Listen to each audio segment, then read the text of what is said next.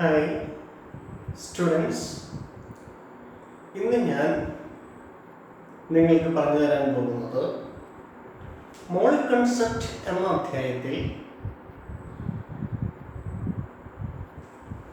മോൾ സങ്കല്പന സമീകൃത രാസസമവാക്യങ്ങളിൽ or mole concept in balanced chemical equations ഈ ഭാഗത്തെക്കുറിച്ചാണ്.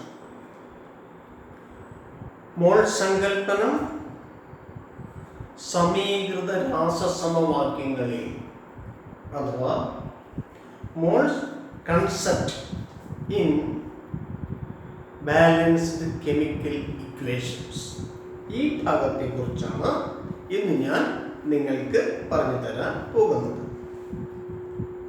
ആദ്യമായിട്ട് കെമിക്കൽ ഇക്വേഷൻ എന്താണെന്ന് ഒന്ന് മനസ്സിലാക്കാം. കെമിക്കൽ ഇക്വേഷൻ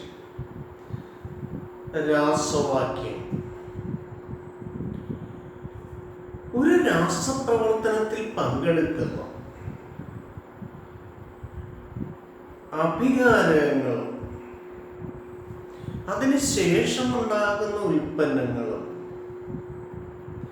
സിംബൽസും ഫോർമുലയും ഉപയോഗിച്ച് എഴുതിയിരിക്കുന്നതിനെയാണ് കെമിക്കൽ ഇക്വേഷൻ എന്ന് പറയുന്നത്. അതായത് ഒരു രാസപ്രവർത്തനത്തിൻ്റെ ചുരുക്കെഴുത്താണ് കെമിക്കൽ ഇക്വേഷൻ അല്ലെങ്കിൽ രാസവാക്യം. സിംബൽസും ഫോർമുലയും ഉപയോഗിച്ചുകൊണ്ട് രാസപ്രവർത്തനങ്ങളെ ചുരുക്കി എഴുതുന്നതിനെയാണ് കെമിക്കൽ ഇക്വേഷൻസ് അല്ലെങ്കിൽ രാസവാക്യങ്ങൾ എന്ന് പറയുന്നത്. സിംബൽസും ഫോർമുലയും ഉപയോഗിച്ചുകൊണ്ട് രാസപ്രവർത്തനത്തെ ചുരുക്കി എഴുതുക, അതിനെയാണ് കെമിക്കൽ ഇക്വേഷൻ എന്ന് പറയുന്നത്.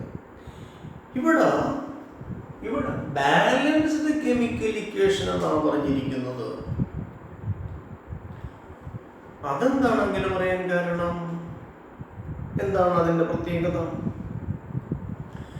ബാലൻസ്ഡ് കെമിക്കൽ ഇക്വേഷൻ എന്ന് പറഞ്ഞാൽ കെമിക്കൽ ഇക്വേഷന്റെ രണ്ട് ഭാഗങ്ങളിലും എന്ന് പറഞ്ഞാൽ റിയാക്റ്റന്റ് സൈഡിലും പ്രോഡക്റ്റ് സൈഡിലും, അതായത് അഭികാരകങ്ങളുടെ ഭാഗത്തും ഉൽപ്പന്നങ്ങളുടെ ഭാഗത്തും ഉള്ള ആറ്റങ്ങളുടെ എണ്ണം തുല്യമാക്കി എഴുതിയിട്ടുള്ള ഇക്വേഷനെയാണ് ബാലൻസ്ഡ് കെമിക്കൽ ഇക്വേഷൻ എന്ന് പറയുന്നത്. A chemical equation is said to be balanced if the number of atoms on the reactant side is equal to the number of atoms on the product side.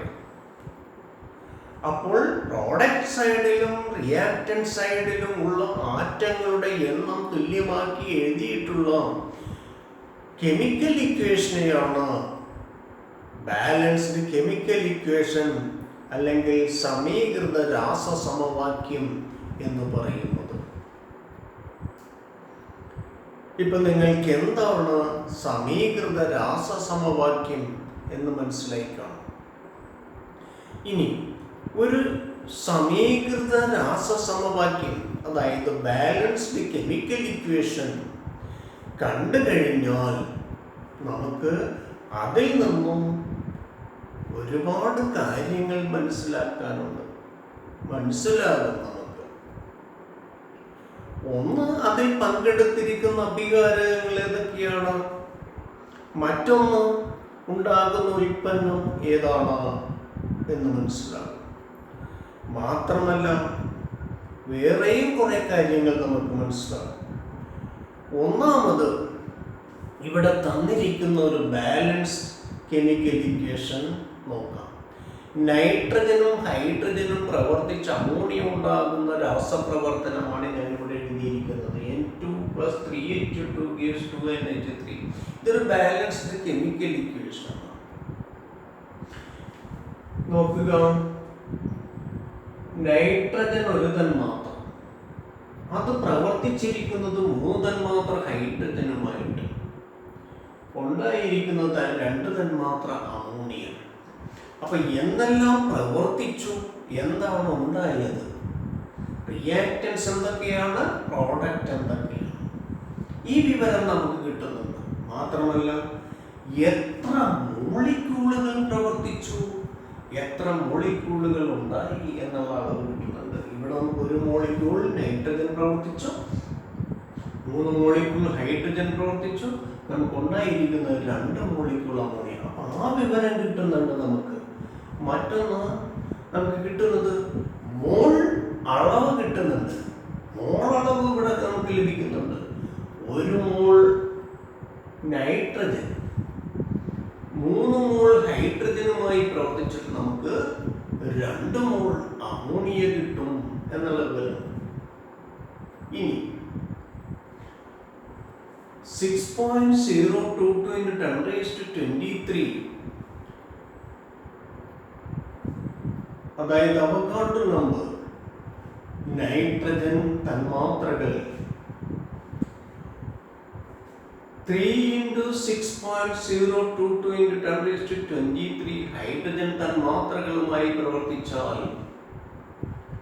2 into 6.022 into 10⁻23 ammonia തന്മാത്രകൾ ലഭിക്കും എന്നുള്ള വിവരവും ഇതിൽ നിന്ന് കിട്ടുന്നുണ്ട്. മറ്റൊന്ന് mass അളവ് നമുക്ക് ലഭിക്കുന്നുണ്ട്. 28 ഗ്രാം നൈട്രജൻ 6 ഗ്രാം ഹൈഡ്രജനുമായി പ്രവർത്തിച്ചാൽ നമുക്ക് 34 ഗ്രാം അമോണിയ ലഭിക്കുന്നു. അപ്പോൾ മാസ് അളവും നമുക്ക് ഇതിൽ നിന്ന് ലഭിക്കുന്നുണ്ട്. 28 ഗ്രാം നൈട്രജൻ 6 ഗ്രാം ഹൈഡ്രജനുമായി പ്രവർത്തിച്ചാൽ 34 ഗ്രാം അമോണിയ ലഭിക്കുന്നു. ഇനി വാതകങ്ങളായതുകൊണ്ട് അതിന്റെ വ്യാപ്തവും STPയുടെ വ്യാപ്തവും നമുക്ക് ഈ ഇക്വേഷനിൽ നിന്ന് ലഭിക്കുന്നു. നോക്കുക, 22.4 ലിറ്റർ നൈട്രജൻ STPയിൽ 22.4 ലിറ്റർ നൈട്രജൻ പ്രവർത്തിക്കണമെങ്കിൽ 3 into 22.4 ലിറ്റർ ഹൈഡ്രജൻ വേണം. അവ രണ്ടും പ്രവർത്തിച്ചാൽ നമുക്ക് കിട്ടുന്നത് 2 into 22.4 ലിറ്റർ അമോണിയാണ്. അപ്പോൾ വാതകങ്ങളുടെ വ്യാപ്തത്തെ സൂചിപ്പിക്കുന്ന അളവ് നമുക്കിവിടെ കിട്ടുന്നുണ്ട്. അപ്പോൾ ഒരുപാട് കാര്യങ്ങൾ ഒരു രാസ സമവാക്യത്തിൽ നിന്ന് അല്ലെങ്കിൽ ബാലൻസ്ഡ് കെമിക്കൽ ഇക്വേഷനിൽ നിന്ന് നമുക്ക് ലഭിക്കുന്നുണ്ട്. ഏതെല്ലാം റിയാക്റ്റൻസ് പ്രവർത്തിക്കുന്നു, എന്ത് ഉൽപ്പന്നം ഉണ്ടാകുന്നു, എത്ര മോളിക്യൂൾസ് റിയാക്റ്റൻസ് പ്രവർത്തിക്കുന്നു, എത്ര മോളിക്യൂൾ പ്രോഡക്റ്റ് ഉണ്ടാകുന്നു, എത്ര മോൾ റിയാക്റ്റൻസ് പ്രവർത്തിക്കുന്നു, എത്ര മോൾ പ്രോഡക്റ്റ് ഉണ്ടാകുന്നു, എത്ര മോളിക്യൂൾസ് മോളളവിൽ നമുക്ക് പ്രവർത്തിക്കുന്നു ഉണ്ടാകുന്നു. മറ്റൊന്ന് മാസ് അളവ് കിട്ടുന്നു. പ്രവർത്തിക്കുന്ന റിയാക്റ്റൻസിന്റെ മാസ് അളവ്, ഉണ്ടാകുന്ന പ്രോഡക്റ്റിന്റെ മാസ് അളവ്. മറ്റൊന്ന് വോളിയം അല്ലെങ്കിൽ വ്യാപ്തം. റിയാക്റ്റൻസിന്റെ വ്യാപ്തം STPയിൽ, പ്രോഡക്റ്റിന്റെ വ്യാപ്തവും STPയിൽ. ഇത്രയും കാര്യങ്ങളാണ് ഒരു കെമിക്കൽ ഇക്വേഷൻ ലഭിച്ചു കഴിഞ്ഞാൽ നമുക്ക് മനസ്സിലാക്കാൻ കഴിയുന്നത്. അപ്പോൾ ബാലൻസ്ഡ് കെമിക്കൽ ഇക്വേഷൻ തരുന്നതിലൂടെ ഒരുപാട് കാര്യങ്ങൾ നമുക്ക് ലഭിക്കുന്നുണ്ട്. ഈ കാര്യങ്ങൾ അറിയുന്നതിലൂടെ നമുക്ക് പ്രയോജനം പലതാണ്. അതിന് നമുക്ക് ഒരു കാര്യം നോക്കാം. ഇവിടെ തന്നിരിക്കുന്ന 2-3 ചോദ്യങ്ങളുണ്ട്. ഒന്ന്, ആ ചോദ്യത്തിൽ 140 ഗ്രാം നൈട്രജൻ പ്രവർത്തിച്ചാൽ എത്ര ഗ്രാം അമോണിയ ഉണ്ടാവും? ഇതാണ് ഒരു ചോദ്യം. 140 ഗ്രാം നൈട്രജൻ പ്രവർത്തിച്ചാൽ എത്ര ഗ്രാം അമോണിയ ഉണ്ടാകും? ഇതിനുള്ള ഉത്തരം നമുക്ക് ഈ തന്നിരിക്കുന്ന കെമിക്കൽ ഇക്വേഷനിൽ നിന്ന് ഉപയോഗിച്ചുകൊണ്ട്, ആ കെമിക്കൽ ഇക്വേഷൻ ഉപയോഗിച്ചുകൊണ്ട് നമുക്ക് കണ്ടെത്താൻ കഴിയും. ഇവിടെ ഒരു കാര്യം കിടപ്പുണ്ട്. 28 ഗ്രാം നൈട്രജൻ പ്രവർത്തിച്ചാൽ 34 ഗ്രാം അമോണിയ ഉണ്ടാകുന്നു. അതിൽ നിന്ന് നമുക്ക് ഈ ചോദ്യത്തിന് ഉത്തരത്തിലേക്ക് പോകാം. നോക്കാം. 28 ഗ്രാം നൈട്രജൻ പ്രവർത്തിച്ചാൽ 34 ഗ്രാം അമോണിയ. അപ്പോൾ 28 ഗ്രാമിൽ നിന്ന് 28 ഗ്രാം നൈട്രജനിൽ നിന്ന് നമുക്ക് കിട്ടുന്നത് 34 ഗ്രാം അമോണിയ. എങ്കിൽ നമുക്ക് 1 ഗ്രാം നൈട്രജൻ പ്രവർത്തിച്ചാൽ കിട്ടുന്നത് എത്രയാണെന്ന് കണ്ടുപിടിക്കാമല്ലോ. 1 ഗ്രാം നൈട്രജൻ പ്രവർത്തിച്ചാൽ കിട്ടുന്നത് കാണാൻ വേണ്ടി എന്ത് ചെയ്യാം? 34/28 അത്രയും അമോണിയ കിട്ടും. അപ്പോ 1 ഗ്രാം പ്രവർത്തിച്ചാൽ കിട്ടുന്നത് 34/28. അങ്ങനെയാണെങ്കിൽ നമുക്ക് ചോദ്യത്തിന്റെ ഉത്തരത്തിലേക്ക് പോകാം. 140 ഗ്രാം പ്രവർത്തിച്ചാൽ കിട്ടുന്ന അമോണിയ എത്രയാണെന്ന് നോക്കാം. 140 ഗ്രാമിൽ നിന്ന് കിട്ടുന്നത് 34/28 × 140 ഇത്രയും ഗ്രാം ആയിരിക്കും. ഓക്കെ. അപ്പോൾ ഇവിടെ 140 ഗ്രാം നൈട്രജൻ പ്രവർത്തിച്ചാൽ കിട്ടുന്ന അമോണിയയുടെ കണക്ക് നമുക്ക് കാണിച്ചിരിക്കുന്നു. അപ്പൊ 28 ഗ്രാമിൽ നിന്ന് 34 ഗ്രാം കിട്ടുന്നു. അത് നമുക്ക് ഇക്വേഷനിൽ നിന്ന് കിട്ടിയതാണ്. അതിൽ നമ്മൾ 1 ഗ്രാം പ്രവർത്തിച്ചാൽ കിട്ടുന്ന അമോണിയയുടെ കാര്യം കണ്ടു. ഇനി അതിൽ നിന്ന് 140 ഗ്രാം പ്രവർത്തിച്ചാൽ എത്ര അമോണിയ കിട്ടുമെന്ന് കണ്ടുപിടിക്കാൻ സാധിക്കും. ഇനി അടുത്തൊരു ചോദ്യം ഇവിടെ കൊടുത്തിട്ടുണ്ട്. നോക്കുക. 500 ഗ്രാം നൈട്രജനുമായി പ്രവർത്തിക്കാൻ എത്ര ഹൈഡ്രജൻ വേണം? 500 ഗ്രാം നൈട്രജനുമായി പ്രവർത്തിക്കാൻ എത്ര ഹൈഡ്രജൻ വേണം? നമുക്ക് ഇതിൽ നോക്കാം. 28 ഗ്രാം നൈട്രജനുമായി പ്രവർത്തിക്കാൻ വേണ്ടത് 6 ഗ്രാം ആണ്. 28 ഗ്രാം നൈട്രജനുമായി പ്രവർത്തിക്കാൻ വേണ്ടത് 6 ഗ്രാം. അപ്പൊ നമുക്കൊന്ന് മനസ്സിലാക്കിയിരിക്കുക. 28 ഗ്രാം നൈട്രജനുമായി പ്രവർത്തിക്കാൻ വേണ്ട ഹൈഡ്രജൻ എത്രയാണ്? 6 ഗ്രാം ഹൈഡ്രജൻ. 6 ഗ്രാം ഹൈഡ്രജൻ ആണ് നമുക്ക് വേണ്ടത്. അത് ഇക്വേഷനിൽ നിന്ന് കിട്ടുന്നതാണ്. അങ്ങനെയാണെങ്കിൽ 1 ഗ്രാമുമായി പ്രവർത്തിക്കാൻ 1 ഗ്രാം ആയിട്ട് പ്രവർത്തിക്കാൻ വേണ്ടത് ഹൈഡ്രജൻ എത്രയാണ്? 6/28. അപ്പൊ 1 ഗ്രാമുമായി പ്രവർത്തിക്കാൻ വേണ്ടത് 6/28.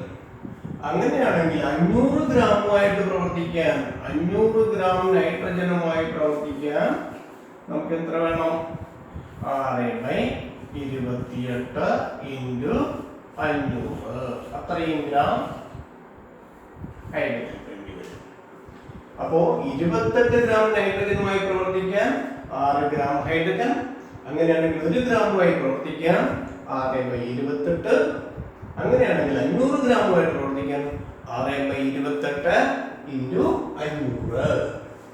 ഇനി അടുത്ത മൂന്നാമതൊരു ചോദ്യം ഇവിടെ കൊടുത്തിട്ടുണ്ട്. നോക്കുക. ചോദ്യം. STPയിൽ 1000 ലിറ്റർ അമോണിയ ലഭിക്കാൻ എത്ര ഗ്രാം നൈട്രജൻ വേണം? STPയിൽ 1000 ലിറ്റർ അമോണിയ ലഭിക്കാൻ എത്ര ഗ്രാം നൈട്രജൻ വേണം? നോക്കുക. ഇവിടെ ഒരു കണക്ക് കിടപ്പുണ്ട്. ഇവിടെ നോക്കുക. 44.8 28 ഗ്രാമിൽ നിന്നും 28 ഗ്രാം നൈട്രജനിൽ നമുക്ക് നോക്കാം 44.8 ലിറ്റർ കിട്ടും. അപ്പോൾ നമുക്ക് നോക്കാം 44.8 ലിറ്റർ അമോണിയ ലഭിക്കണമെങ്കിൽ 28 ഗ്രാം നൈട്രജൻ വേണം. അപ്പോൾ നമുക്ക് നോക്കാം 44.8 ലിറ്റർ അമോണിയ ലഭിക്കാൻ വേണ്ടത് 28 ഗ്രാം ആണ് നൈട്രജൻ. അപ്പൊ 44.8 ലിറ്റർ അമോണിയ ലഭിക്കാൻ 28 ഗ്രാം നൈട്രജൻ വേണം. അങ്ങനെയാണെങ്കിൽ 1 ലിറ്റർ നമുക്ക് അമോണിയ ലഭിക്കാൻ എത്ര നൈട്രജൻ വേണം? 1 ലിറ്റർ ലഭിക്കാൻ 28/44.8. അപ്പോൾ 1 ലിറ്റർ അമോണിയ ലഭിക്കാൻ നമുക്ക് ആവശ്യമായിട്ടുള്ള നൈട്രജന്റെ കണക്കാണിത്. അങ്ങനെയാണെങ്കിൽ നമുക്ക് 1000 ലിറ്റർ അമോണിയ ലഭിക്കാൻ നമുക്ക് വേണ്ട നൈട്രജന്റെ കണക്ക് കിട്ടണമെങ്കിൽ 28/44.8 into 1000. അപ്പോൾ 1000 ലിറ്റർ അമോണിയ ലഭിക്കണമെങ്കിൽ ആവശ്യമായിട്ടുള്ള നൈട്രജന്റെ കണക്കാണ് നമ്മൾ ഇപ്പോൾ എടുത്തിരിക്കുന്നത്. നോക്കുക, 28/44.8 into 1000. ഇങ്ങനെ ഒരു രാസപ്രവർത്തനത്തിൽ പങ്കെടുക്കുന്ന അഭികാരകങ്ങൾ അളന്നെടുക്കുന്നതിന്, ഉൽപ്പന്നങ്ങൾ അളന്നെടുക്കുന്നതിനെല്ലാം നമുക്ക് സഹായിക്കുന്നത് ഈ കെമിക്കൽ ബാലൻസ്ഡ് കെമിക്കൽ ഇക്വേഷൻ. അപ്പോൾ ബാലൻസ്ഡ് കെമിക്കൽ ഇക്വേഷൻ നമുക്ക് ഒരുപാട് വിവരങ്ങൾ തരുന്നുണ്ട്. ആ വിവരങ്ങൾ വെച്ചുകൊണ്ട് നമുക്ക് രാസപ്രവർത്തന സമയത്ത് പല വസ്തുക്കൾ അളന്നെടുക്കുന്നതിന് സഹായിക്കും. ഇതാണ് ഈ അധ്യായത്തിൻ്റെ ഈ ഭാഗത്തു നിന്നും നമുക്ക് മനസ്സിലാക്കുന്നത്. ഓക്കെ, ഇതിൻ്റെ തുടർന്നുള്ള ഭാഗം ഞാൻ അടുത്ത ക്ലാസ്സിൽ പറഞ്ഞു തരുന്നതാണ്. അതുവരെ വെയിറ്റ് ചെയ്യുക.